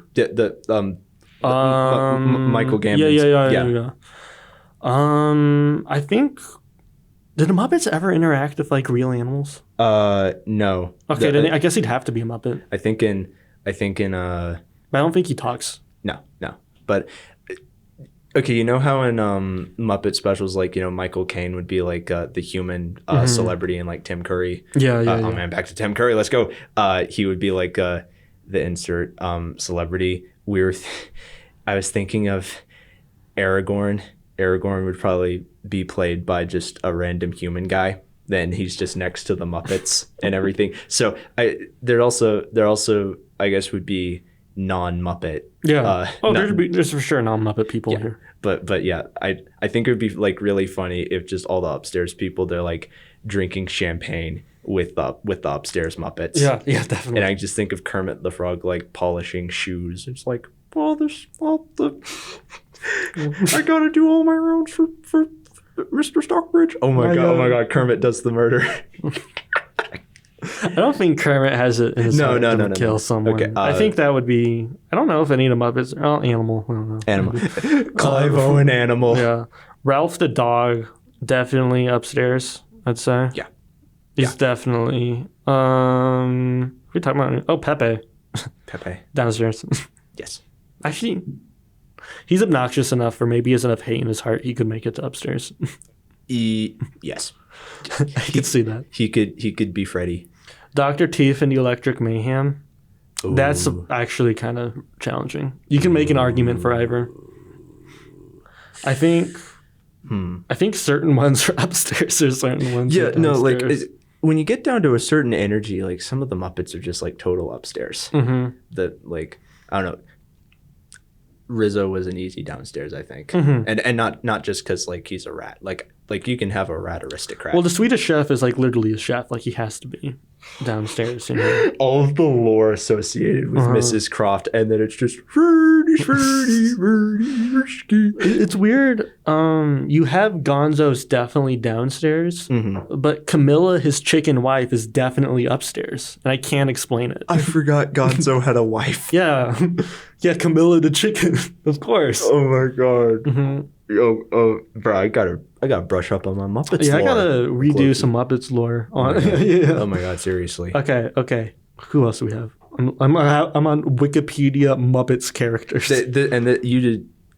You just thought of this like in the middle of as soon as you said Statler and Waldorf, I thought that's a way better like list idea than like top three. Oh my god. People hunting birds. I'm happy I could accidentally be of help. Yeah, Dr. Teeth and Electric Mayhem. We'll put a pin in that. We'll get back to that one. I feel Uncle Deadly upstairs, like, maybe. So I'm gonna be so for real. Some of these Muppet names, I'm having to like double think. I'm like, wait, which one was that? Oh yeah, if you need a picture of them, it's cool. Sweetums. Oh my god. Oh. I'm thinking. I just realized I was talking past the filter of the mic law. Yeah. Sweetums is like. I don't know. Sweetums could be downstairs. Yeah. I'm thinking so. New Zealand, we mentioned him. Crazy Harry down. No, upstairs. Wait, which one was Crazy Harry? Crazy Harry is like the one with like the dynamite that would just be like screaming, like going, he can be Lord Stockbridge. Yeah. What? He can be Commander Meredith. Beauregard. Oh, the janitor. I guess he has to be downstairs. Just by lore. Link Hogfrob. He is upstairs. Do you remember Link Hogfrob? There's like this bit in like the original Muppet Show where it was like a parody of like Star Trek kind of, and he was like the romantic lead. He was like, it was Pigs in Space is what it was called. Pigs in Space. He's actually like, it's a good character design. Actually, it's pretty funny. That's who that guy is. Yeah. His name is Link Hogfrob. Okay, he's Lord Rupert. Yeah, or Mr. Blonde. Absolutely upstairs. Oh my god. The Newsman. I don't think he's even in this. He's not in like a ton. Some of these guys I just don't remember. Clifford. Who is Pops? Pops. Pops is an elderly doorman at the Muppet. I genuinely don't know. I thought I was like a Muppet expert. Guess I'm not, because like some of these guys I have no idea. Freckles. Mm-hmm. Oh, okay. The penguins I know. Oh God, the penguins. Penguins are downstairs. Yes. Well, they can just be the butlers. Oh yeah, for sure. Like Loki. Or the valets. The valets. There's one butler and there's multiple valets. That's like the whole thing. That part of that part of lore was actually drilled into me. Okay. I spoke out of turn. Okay, I think we've jumped around like all of them. We gotta decide on Dr. Teeth and the Electric Mayhem. That's like the main thing. Describe his bit. Dr. Teeth is like a very eccentric kind of 70s guy. He has like a gold tooth, but he's also kind of a hipster. Like they're implied that they are all like smoking weed constantly and they're like kind of stoner guys, but they are. Oh, the band? Yeah, the band. The band. Ooh, oh my. Oh, okay. Yeah, no, I finally have the face. Okay, yeah. So sometimes it takes the face. That was the sound of my hand hitting my knee. There's so many strange sounds that like the audience, you just have to like get used to. In, like, the studio. I was scratching my face earlier and I found out the mic was picking up. Like, oh God. Where would they go? The band. You can really make an argument either way. Would they all be playing? Would they all be Ivor Novello and playing the piano? No, that's Ralph though, because that's Ralph true. plays no, the that's piano. true. That's true. Ooh. And Ralph is like definitely upstairs. Like I know in the Muppet lore, Ralph was like the only rich Muppet before they all got together. Like he was the one that made everyone famous. So it's like the Muppets and Ralph the dog. Bruh. You can learn about it in Kermit the Frog's autobiography, which I read when I was a kid. That's so tough. Oh my God. Slay. I really like the Muppets. Oh, I love the Muppets. And Dr. Teeth. You can like honestly go like animal downstairs. Yeah. Oh, yeah. Janice. I'm gonna say upstairs for Janice. I don't know. You can make an argument. I think of okay, now that I have Dr. Teeth's face, I'm really torn with him specifically because the tooth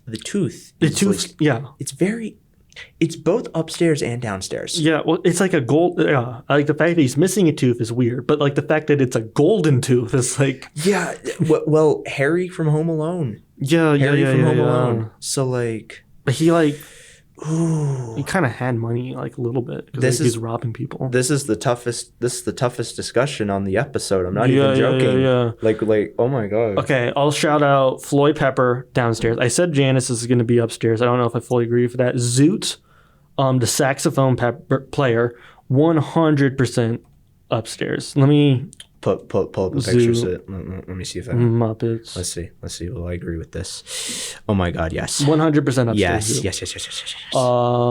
Lips. I don't know if I remember. Lips. Okay, I have the idea of what lips looks like. I might have just been. Oh wait. Oh wait a minute. Okay. This is Floyd Pepper. This guy right here. Yeah. Okay. That's lips. Lips. Downstairs. That's Yeah. I'm thinking downstairs. Oh my God, Dr. Teeth with the pimp hat. Yeah. You look at him. No, he's upstairs, man. Dr. Teeth. Yeah. No, I'm seeing it now. He has like the hat. I'm seeing it now. I'm just like thinking back to it. Like he has like that okay. Upstairs. Yeah. Oh, okay. Yeah. No, I'm seeing all these pics upstairs. He has the feather in his hat. He also plays piano, which he might be competing with Ralph upstairs a little bit. Okay. Well, that's a new interpretation of the piano scene. Oh my God. By the way, the piano scene. Oh, that's a great scene. Oh my God. I gotta ask. Luke, have you heard of the movie Fackham Hall? I don't think I have. Okay. It says in the trailer from the team who watched the first 2 seasons of Downton Abbey. Fackham Hall. Oh, wait, no, I have heard of this. Okay. There's just a scene that's obviously like parroting guy playing piano and everyone watching, and he's I almost don't want to spoil it, but the vibe of it, so I saw Fackham Hall first, Mm-hmm. and then I watched Gosford Park, and the whole time through the piano scene, like first time watching, I was just humming the song because it was the same. It was like kind of the same beat, like whenever he was singing about making a duke out of me, or like seeing a duke in me. Yeah. Like that whole scene, I was just like, oh my god. Okay. Yeah. I've heard of this movie. Okay, I'll need to check it out. Yes. I wasn't aware it came out. I remember the poster of it, or not the poster, the trailer. Yeah. I remember seeing that. Yeah. Okay. I first saw it like a month or two ago when my dad just randomly turned to it, and I wasn't looking at the TV, but I was hearing the dialogue, and it seemed normal for a second, but then I look up and the visuals are just, what the hell is going on? But yeah, Fackham Hall recommendation. Okay. Yes. Yeah. Yes. I'll check it out. Thank you. Welcome. Also, like 2 days after I watched that, Downton Abbey was like on PBS, and I realized that now this also complimented Gosford Park a bit, but yes, like I had seen a little bit of Downton Abbey like a couple years ago. Mm-hmm. Well, Yes, so I kind of got the vibe of it, but like that it very much complemented both pieces of media. Well, definitely. I mean, Downton Abbey was originally envisioned as a sequel to Gosford Park. When I found out about that, I was legitimately like, wait, what? Mm-hmm. How had I not heard of Gosford Park? Yeah. Well, maybe I did hear about it like before, but that's something in my brain. Mm-hmm. I remember learning about things. I could see that. I mean, it's like kind of underrated, I guess, under talking about Gosford Park. I think we're about ready to start wrapping it up. Are there any final thoughts you have on Gosford Park before we close up? Final thoughts on Gosford Park. One of my favorite lines in the movie is randomly when they're talking about World War I, and Lady Sylvia is asking Sir William like, you remember what you did for the war effort, and he's just in the middle of eating and he says, I did my bit. Like my brother and I just like say that whenever we're just repeating like comedy bits, like straight, I did my bit. Also Elsie the maid. Yeah, Elsie. Yeah. She's an interesting character. Another character that I truly like. I need to observe, because she seems to know the inner workings of the relationship between upstairs and downstairs. Mm-hmm.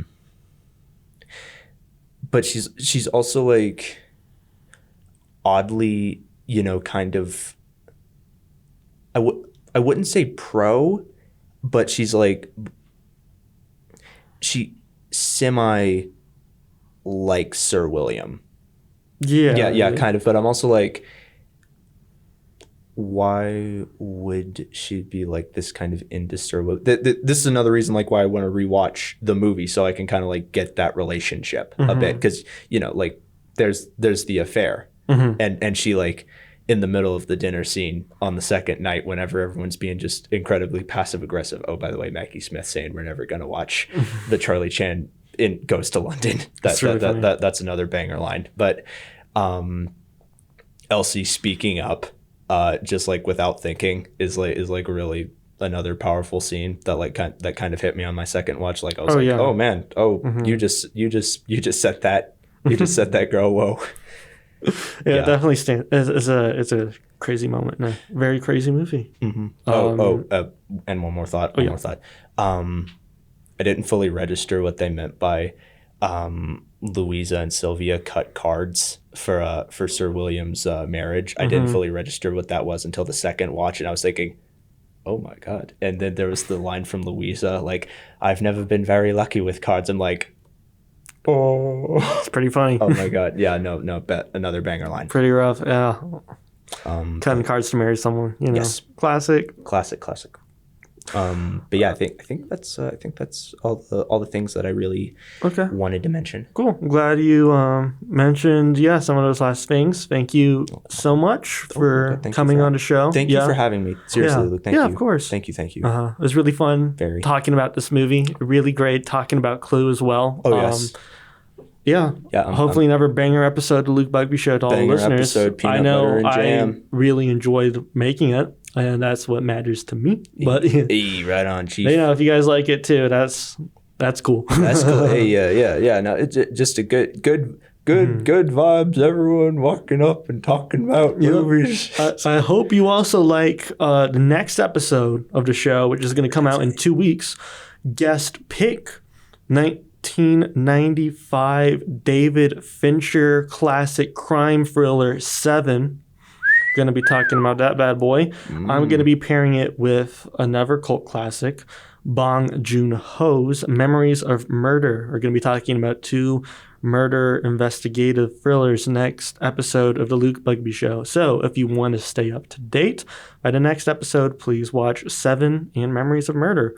Will, thank you so much for being on the show once again. Luke. Thank Been you, a ton Luke. of fun. Oh, yes. Thank you to all the listeners that are still listening and supporting the show. And I hope you have a great couple of weeks until I see you again. Peace out. Bye. Bye.